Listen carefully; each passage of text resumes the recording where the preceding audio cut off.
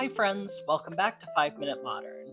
My name is Cindy, and today we're exploring the work of an underappreciated pioneer of photography, Anne Brigman. Brigman was born in 1869 in Honolulu to a prominent missionary family, though she would eventually become about as far removed as she could from the dutiful daughter she was raised to be. She had a profound appetite for adventure, perhaps sparked by her upbringing in Hawaii's lush Nuuanu Valley. In 1894, she married a Danish sea captain, perhaps hoping to share in his adventurous lifestyle. But much to her dismay, he would soon retire and settle into their Bay Area home. When her husband's sedentary lifestyle proved unsuitable to Brigman's ambitions, she separated from him in 1910, an almost unthinkably scandalous act at the time. But Brigman had little concern for the tastes of her day.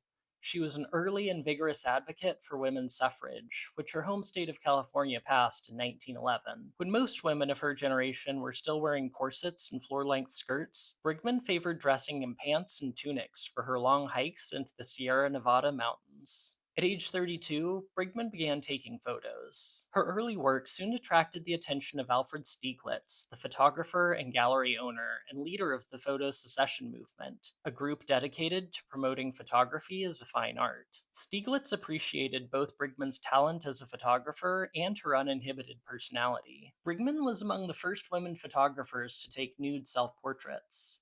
For Stieglitz and his circle, Brigman's boldness and shattering taboos established her as their ideal, the modern, liberated woman. Stieglitz would even take aesthetic cues from Brigman's work when taking his own set of nude portraits of his partner, Georgia O'Keeffe. For both Stieglitz and O'Keeffe, Brigman was a source of inspiration, a modern woman whose sexual liberation was symbolic of her spiritual liberation. Brigman likewise became the toast of the intellectual elite settled around Berkeley, who saw her less as a modernist than as a quasi-mystical figure with a deep connection to nature. Personally, I find this latter impression of Brigman closer to the mark.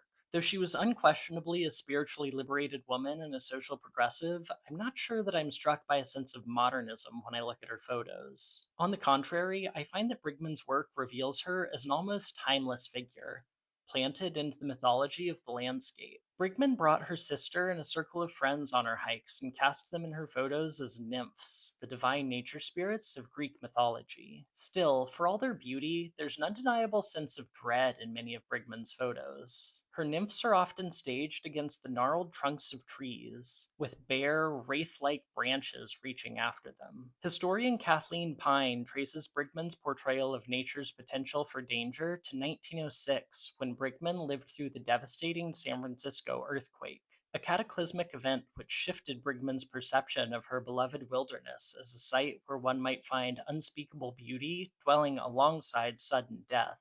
Brigman released only one book in her lifetime, 1949's Songs of a Pagan. The book paired Brigman's photos with the poetry which she began writing later in her life. It's quite remarkable to me that a woman raised in a devout missionary family would go on to publish a book called Songs of a Pagan, but I think the title speaks to the deep spiritual connection that Brigman found in the natural world.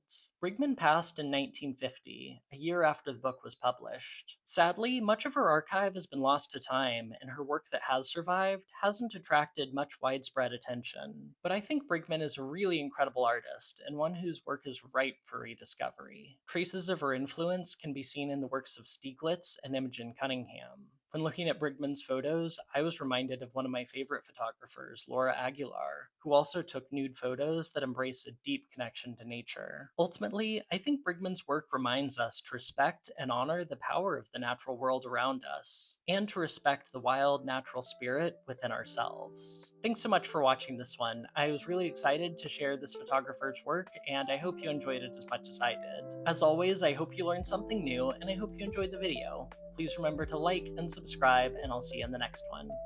Bye.